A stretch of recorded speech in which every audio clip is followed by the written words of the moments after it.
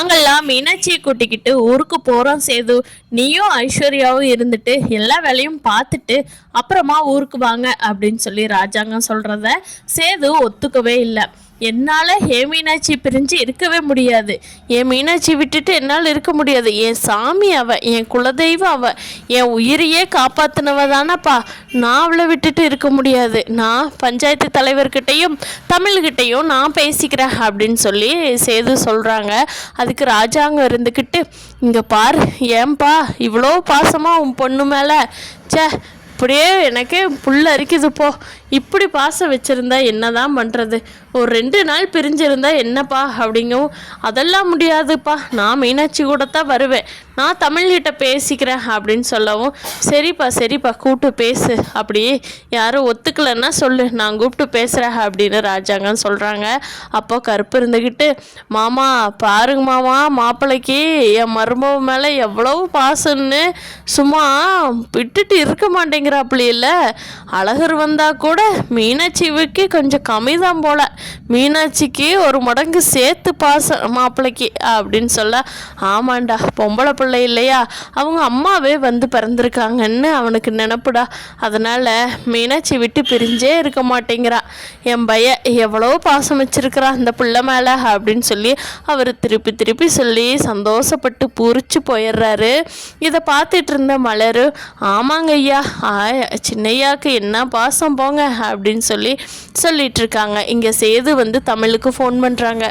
அப்போது நான் வந்து இங்கே வேலையாக வந்தேன், இன்னும் 2 நாள் இருக்க சொல்கிறாங்க, நாளை கழிச்சு மறுநாள் நான் மீனாட்சி கூட்டிகிட்டு வந்துடுறேன், அது வரைக்கும் நீ அழகரை பார்த்துக்கிறியா? நம்ம பஞ்சாயத்து தலைவர் கிட்ட வந்து நான் கூப்பிட்டு பேசிக்கிறேன், திங்கக்கிழமை குழந்தைங்கள கொடுக்கறதா இருந்தது, இன்னும் 2 நாள் சேர்ந்தாகும், புதன்கிழமை வாக்கில் மாற்றிக்கலாம் அப்படின்னு சொல்லவும், என்ன நீங்கள் அவ்வளோ தூரம் சென்னை கூட்டிகிட்டு போனதே நான் தப்புங்கிறேன், அதை விட்டுட்டு இன்னும் 2 நாள் அங்கேயே இருக்கிறேன்னா அந்த குழந்தை தாங்குமா? பசியெல்லாம் தாங்குமா?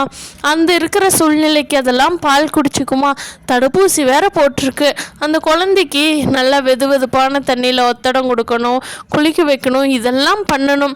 ஒரு அம்மானால தானே இதெல்லாம் பார்த்துக்க முடியும். நீங்கள் எங்கேயோ போய் ரூம் போட்டு தங்கி இதெல்லாம் குழந்தைக்கு கம்ஃபர்டபுளாக இருக்காது அப்படின்னு சொல்லவும், இல்லை அதெல்லாம் மலர் நல்லா பார்த்துக்கிறா. அப்படி நாங்கள் எல்லாரும் இருக்கோம்ல, கருப்பு, நான், ஐஸ்வர்யா எல்லாரும் நல்லா பார்த்துக்குறோம் குழந்தைய, நீ அதை பற்றி கவலைப்படவே வேண்டாம், நீயும் இன்னும் 2 நாள் அழகர் கூட இரு, நான் இன்னும் 2 நாள் மீனாட்சி கூடயே இருக்கிறேன், புதன்கிழமை அன்னைக்கு வந்து நான் குழந்தைய கொடுத்துட்றேன் அப்படின்னு சொல்லவும், அதெல்லாம் முடியாது அப்படின்னு சொல்லி தமிழ் கோவமாக ஃபோனை கட் பண்ணிடுறாங்க. அப்போ அங்கே வந்த பாட்டி, என்னடி என்ன இவ்வளோ சத்தம் போட்டு பேசிகிட்டு இருக்கிற, கோவமாக வேறு இருக்கிற, யார் ஃபோனில் அப்படின்னு கேட்குறாங்க பாட்டி. அதுக்கு தமிழில் இருந்துக்கிட்டு, பாட்டி இங்கே பாருங்கள், அங்கே சென்னை போனவங்களுக்கு வேலை இருக்கா, இன்னும் 2 நாள் மீனாட்சி வச்சுக்கிறேங்கிறாங்க, அது எப்படி பாட்டி முடியும்?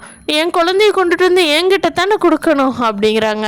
அதுக்கு பாட்டி இருந்துக்கிட்டு, ஆமாம் அழகரும் உன் குழந்தை தானே, அவன் உங்ககிட்ட தானே இருக்கா, போன பக்கம் ஏதோ வேலையாக போச்சு, இன்னும் 2 நாள் இருந்துட்டு வர்றாங்கிறாங்க, அதுக்கு ஏண்டி இந்த கத்துற, அழகரும் உம்பையும் தானே, அவன் உங்கள்கிட்ட தானே இருக்கா அப்படின்னு பாட்டி சொல்லவும், தமிழும் யோசனை பண்ணிட்டு, அப்படி ஆமாம் பாட்டி, ஆனாலும் நான் குழந்தைய பார்க்கணுன்னு இருந்துச்சு அப்படிங்கிறாங்க. அதாண்டி நீ அழகரை பாரு, 2 நாளில் மீனாட்சி வந்துடுவா, அவனும் என் அப்பன் தான் மீனாட்சிக்கு, அவன் ஒன்றும் உன் பிள்ளை கடிச்சு தின்ற மாட்டான் அப்படின்னு சொல்லி பாட்டி சொல்லவும், தமிழும் அமைதியாயிடுறாங்க. தமிழோட அம்மா அப்பா எல்லாருமே, ஆமாம்மா அவர் பார்த்துக்குவார் நல்லா, இவ்வளோ தாங்கி வச்சிட்ருக்காரு, நீ ஏன் பயப்படுற அப்படின்னு சொல்லி எல்லாரும் ஆறுதல் சொல்லவும், தமிழ் சரி அப்படின்னு சொல்லி அமைதியாயிடுறாங்க. இங்கே வந்து சென்னையில் ஐஸ்வர்யா இருந்துட்டு, மாமா எப்போ பாரு நீங்கள் மீனாட்சியே வச்சிட்ருக்கீங்க, நம்ம 2 பேரும் எங்காவது ஷாப்பிங் போயிட்டு வருவோமா அப்படிங்கிறாங்க. என்ன ஐஸ்வர்யா நீயே பார்க்குறில்ல, குழந்தைக்கு ஊசி போட்டு காய்ச்சல் வருது, 2 மணி நேரத்துக்கு ஒருக்கா மருந்து கொடுத்துட்ருக்குது, இந்த சூழ்நிலையில் இவளை தூக்கிட்டு அங்கே இங்கேன்னு இந்த கூட்டமாக இருக்கிற இடத்துக்கெல்லாம் போனால் அவளுக்கு இன்னும் உடம்பு சரியில்லாமல் போயிடும்ல ஐஸ்வர்யா அப்படிங்கிறாங்க. ஆமாம் மாமா, குழந்தைய எடுத்துகிட்டு போனால் முடியாமல் தான் நல்லா இருக்கும். நம்ம குழந்தைய மலர்கிட்ட விட்டுட்டு வாங்க, கருப்பும் மலரும் பார்த்துக்கிட்டு நம்ம 2 பேர் மட்டும் போயிட்டு வரலாமாம்மா அப்படிங்கோ. என்ன ஐஸ்வர்யா, நானே தமிழ்கிட்ட சண்டை கட்டி மீனாட்சி என் கூட வச்சிட்ருக்கிறேன், நீ போய் ஷாப்பிங் போகலாம் அது பண்ணலான்னு என் குழந்தைய விட்டுட்டு வர்றதுக்கே பிளான் பண்ணுறியே. நான் வரல ஐஸ்வர்யா, வேணா கருப்பு அனுப்பிச்சுட்றேன், நீயும் கருப்பும் போங்க. நீ எந்தெந்த கடைக்கு போகணுங்கிறையோ அங்கே எல்லாம் கருப்பு ஒன்று கூட்டிக்கிட்டு போவா. உனக்கு வேணுங்கிற காசு மட்டும் சொல்லு, நான் என்னோட கார்டு தர்றேன், நீ உனக்கு என்ன வேணுமோ வாங்கிட்டு வா ஐஸு. குழந்தைய வச்சுட்டு போக முடியாதுல்ல ஐஸு, போய் வாங்கிட்டு வா அப்படின்னு சொல்லவும் ஐஸ்வர்யாவுக்கு பயங்கரமாக கோபம் வருது. மனசுக்குள்ளேயே போட்டு திட்டிக்கிறாங்க. எடா பாவி மனுஷா, இங்கே சென்னைக்கு வந்தாவது என் கூட இருப்பேன்னு பார்த்தா இங்கேயும் மீனாட்சி புராணத்தையே பாடிக்கிட்டு இருக்கிறியே.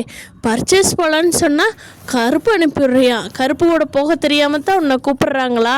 சை, இந்த ஆள் இன்னும் தமிழை மறக்கவே இல்லை போல். நம்மளை கல்யாணம் பண்ணிக்கிட்டு ஏன் தான் இப்படி இருக்காரோ, எதுக்கு நம்மளை கல்யாணம் பண்ணணும் அப்படின்னு சொல்லி ரொம்ப டென்ஷனாக வெளியே நின்று யோசிச்சுட்ருக்காங்க. நம்மளை வந்து சேது கேட்பாரு அப்படின்னு நினச்சிக்கிட்டு அங்கே நின்றுட்டுருக்காங்க ஐஸ்வர்யா. ஆனால் சேது குழந்தை கூட விளையாடிக்கிட்டே எதுவுமே வந்து ஐஸ்வர்யாவை கேட்கவே இல்லை. சாப்பிட்டியா, என்ன பண்ணுன, என்ன ஏதுன்னு எதுவுமே கேட்கல.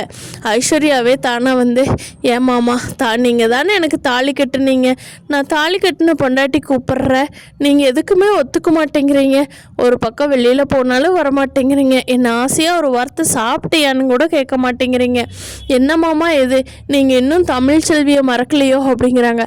ஐஸ்வர்யா அப்படின்னு சொல்லி சேது கத்துறாரு. ஆமாம் மாமா, உங்களுக்கு இன்னும் தமிழ் செல்வி கூட வாழலான்னு தான் ஆசை இருக்குது, அதனால தானே நீங்கள் என்னை ரொம்ப அவாய்ட் பண்ணி போகிறீங்க. இதை ஓப்பனாக சொல்லியிருந்தா நான் எதுக்கு மாமா இங்கே கல்யாணம் பண்ணி வந்திருக்கிறேன், நான் பாட்டுக்கு என் வேலையை பார்த்துட்ருப்பேனே அப்படின்னு சொல்லவும், இல்லை ஐஸ்வர்யா, நான் தமிழ் செல்வியோட வாழ்கிறதா இருந்ததுன்னா நான் எதுக்கு அவகூட சண்டை கட்டிக்கிட்டு இப்படி என் குழந்தைங்கள பிரிஞ்சு வாழ்ந்துட்டுருக்கிறேன், வாழ்கிறதா இருந்தால் ஒன்றா எல்லாம் இருப்போம், எதுக்கு இப்படி தனித்தனியாக இருக்க போகிறோம், நீ என்ன ஐஸ்வர்யா சொல்கிற, அவ கூடவெல்லாம் நான் வாழ மாட்டேன் அப்படின்னு சொல்கிறாங்க.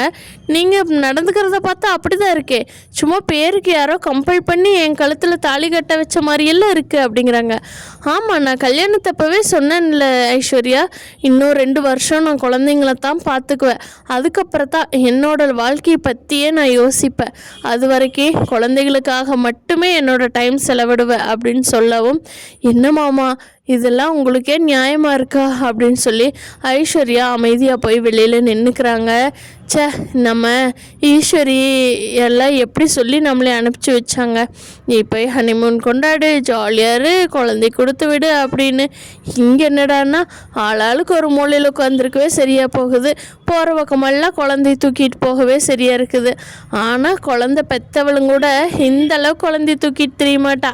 என் நேரம் நானெல்லாம் இந்த குழந்தைய தூக்கிட்டு தெரியணுன்னு விதி இருக்குது. குழந்தை கக்கா போனால் மாற்ற, பசிச்சா பால் கொடுக்க, நம்ம இந்த மாமாவை கல்யாணம் பண்ணியிருக்கவே கூடாது போலையே, பெரிய தப்பு பண்ணிட்டோமோ அப்படின்னு சொல்லி ஐஸ்வர்யா நினைக்கிறாங்க. இப்படியெல்லாம் தான் இந்த கதை அடுத்து நடக்க போகுதுன்னு நான் நினைக்கிறேன். ஃப்ரெண்ட்ஸ், நீங்கள் என்ன நினைக்கிறீங்க? இன்னைக்கு இல்லை கமெண்ட் பண்ணுங்கள். தேங்க்யூ.